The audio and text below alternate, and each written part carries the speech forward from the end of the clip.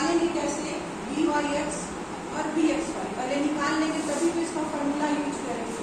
तो इसका जो भी सवाल देगा, दोनों बी वाई एक्स होगा, दोनों कैसे लिखा?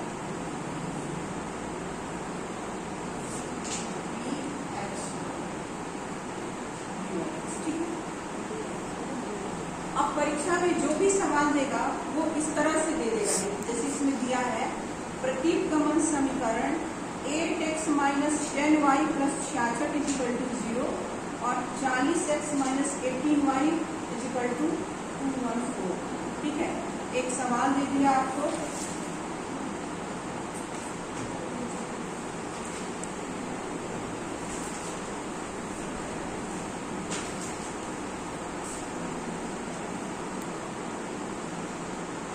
ये फॉर्मूला है। एक सवाल दिया आपको कि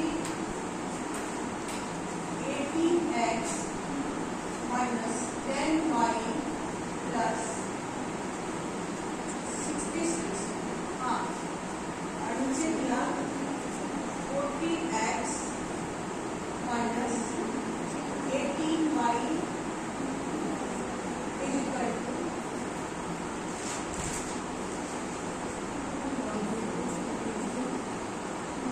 क्वेश्चन है ये आपका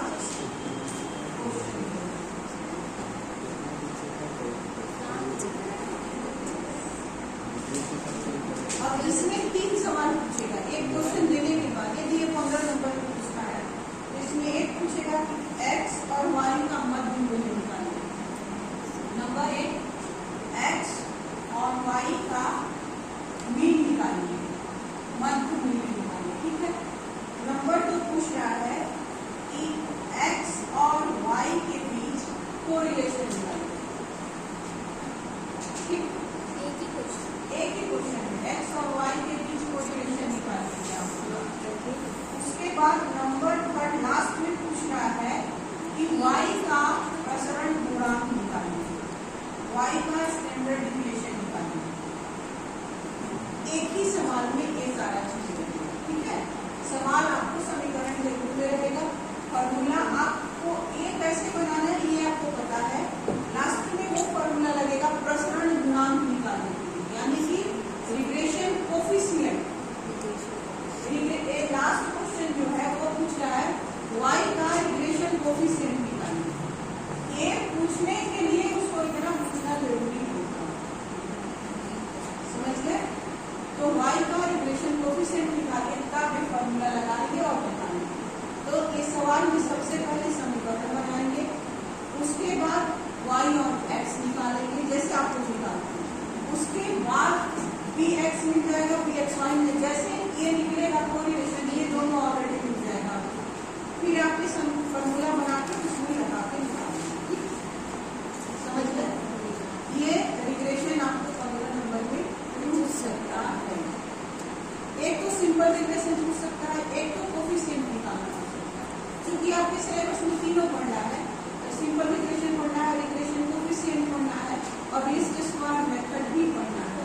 लीस्ट स्क्वायर मेथड ही एक है, ठीक है, इसलिए ये समझ जाएंगे तो वो भी समझ जाएंगे। लीस्ट स्क्वायर मेथड में समीकरण दिया गया होता है, उसको आपको कैलकुलेट करना होता है। अब हम लोग सवाल हम देख लेते हैं, इतना सब समझ गया, कोई डाउट नहीं है। x आपको जाना तो जा सकते हैं, कोई बात नहीं, इसको लेके जाएंगे हम नहीं तो हो भी जा सकता है।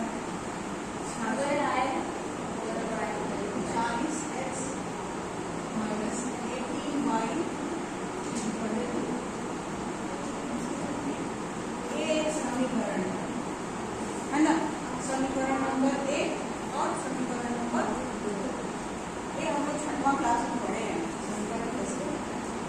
अब इसके लिए क्या करेंगे, किसी एक संख्या को या तो x को या तो y को इक्वल करेंगे। ये नीचे 40 है, 8 में समीकरण नंबर 1 में 5 कितना हो जाएगा, 40x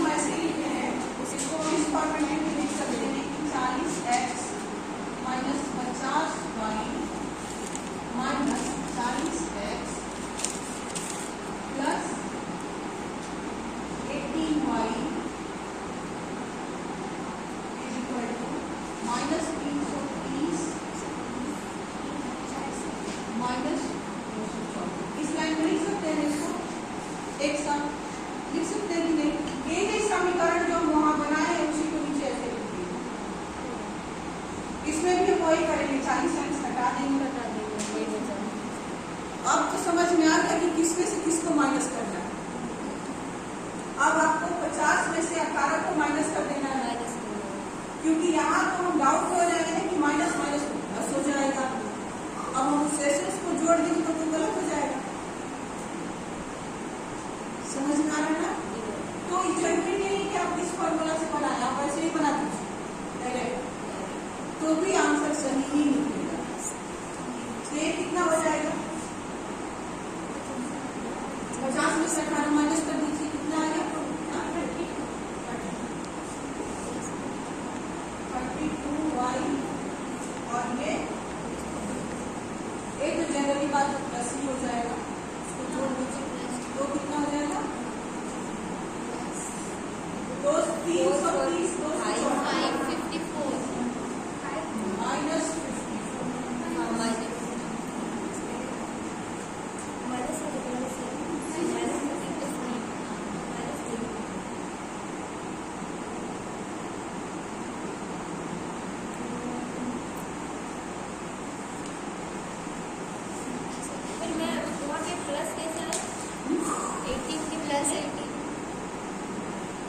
ये जो 18 है, जब आप इस 40 के बगल में इसको ले जाएंगे तो ऑलरेडी प्लस हो जाएगा, क्योंकि ये माइनस 18 है ना। माइनस में उधर जाकर प्लस हो माइनस को उसके ऑपोजिट डायरेक्शन में ले जाएंगे तो प्लस हो जाएगा। अब तो हमारा y एकदम इजीली निकल जाएगा।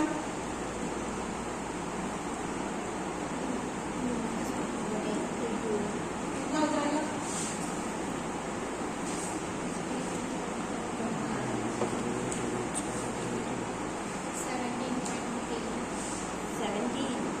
केवल 70। क्या बात है? इसका आंसर 70 y निकल गया। अब जब y निकल गया तो क्या करेंगे? समीकरण नंबर 1 में समीकरण नंबर 1 में x का वैल्यू रखते करेंगे ना, 32 कर देंगे उसमें।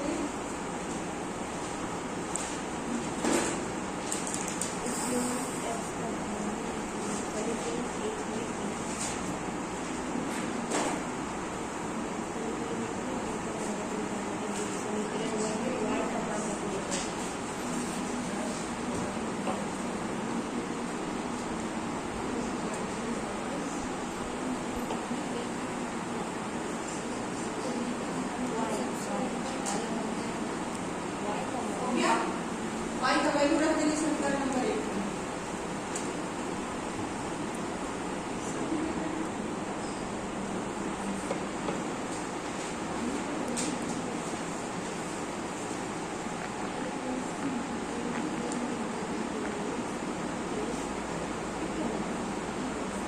कितना हो जाएंगे? 104 डिवाइडेड बाई 8 कीजिए, तो 104 डिवाइडेड बाई 8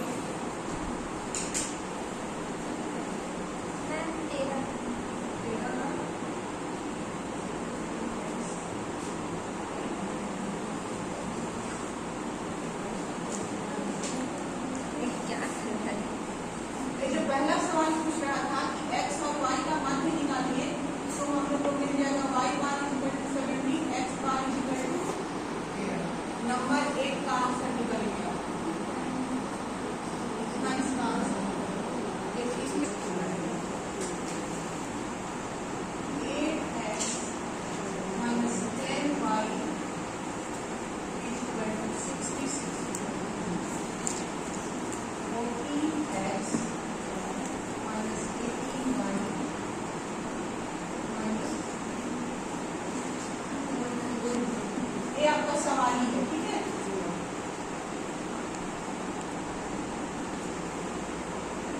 अब y on x में ये बदला, ये तो क्वेश्चन ही दिया हुआ था। अब हम लोग सवाल के प्रोसेस में आएंगे कि y on x देने पर क्या होगा। तो minus 10y minus ma'am question में -66 है ना?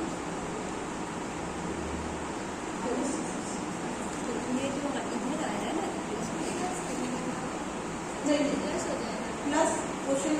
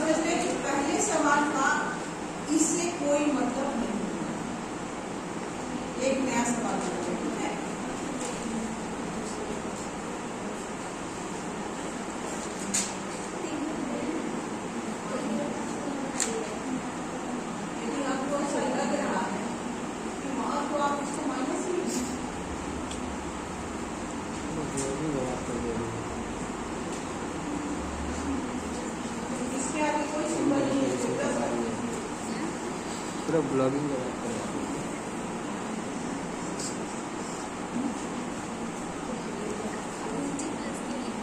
लेना बना ना मैम करना है।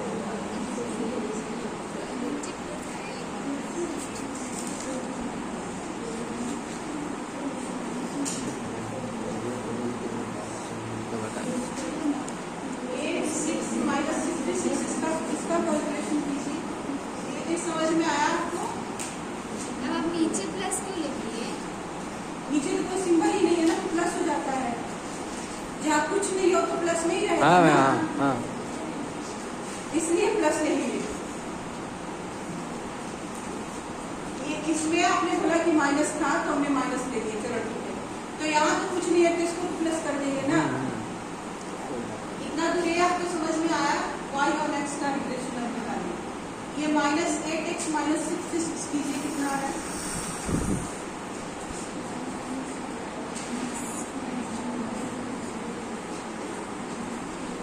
पहले इसका क्या करेंगे, भाग दे देंगे। इसका भाग दे देंगे तो पॉइंट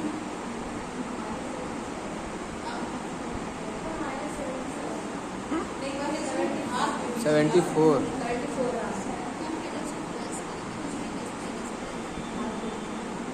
मैम। इसको हम लोग भाग दे देंगे तो कितना हो जाएगा? मैम 7.4 आएगा। 10 से 10 में भाग दे दीजिए। पहले मैथमेटिक्स के रूल्स के अनुसार पहले भाग देते हैं ना, 10 से 8 को फिर गुणा करते हैं, फिर जोड़ते हैं, सबसे लास्ट में घटाते हैं। तो इसमें तो गुणा है नहीं, जोड़ना है नहीं, सबसे पहले भाग दे देंगे। तो भाग दे दीजिए, 0.86 आ जाएगा। उसके बाद 66 से भाग दे देंगे तो कितना हो जाएगा? 10 का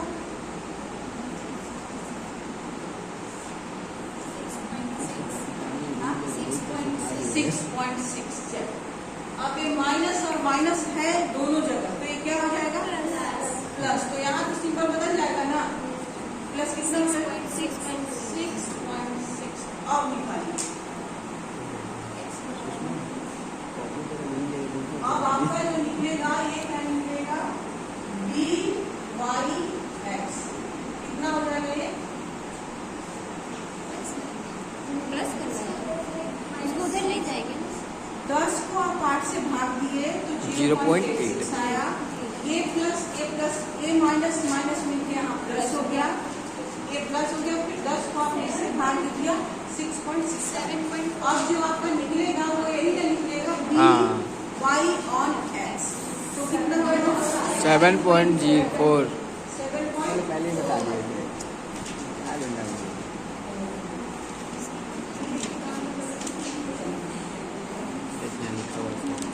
कितना निकल गया? अब हमारे समाज में दे रहा है कि y on x और x on y दोनों निकालें। तो हमारे 18y प्लस 200 सेम प्रक्रिया कर दीजिए। x equal to 18y plus 200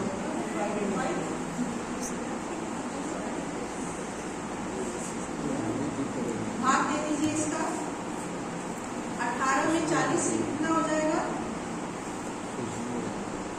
0.45 का प्लस इसका 5.35 जोड़ दीजिए। ये जो निकलेगा होगा BXY 5.8 5.8। यस ये निकल गया 7.4, ये निकल गया 5.8। क्वेश्चन नंबर 2 कंप्लीट हो गया।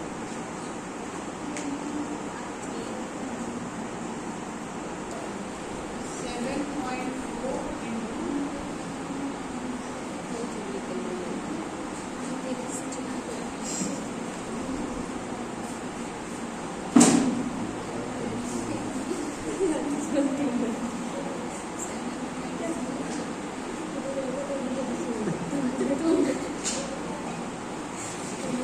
इसका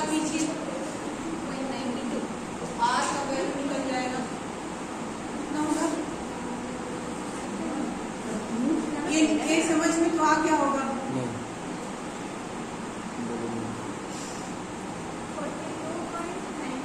42.92। उसका ये हटाइए रूट अंदर 6.5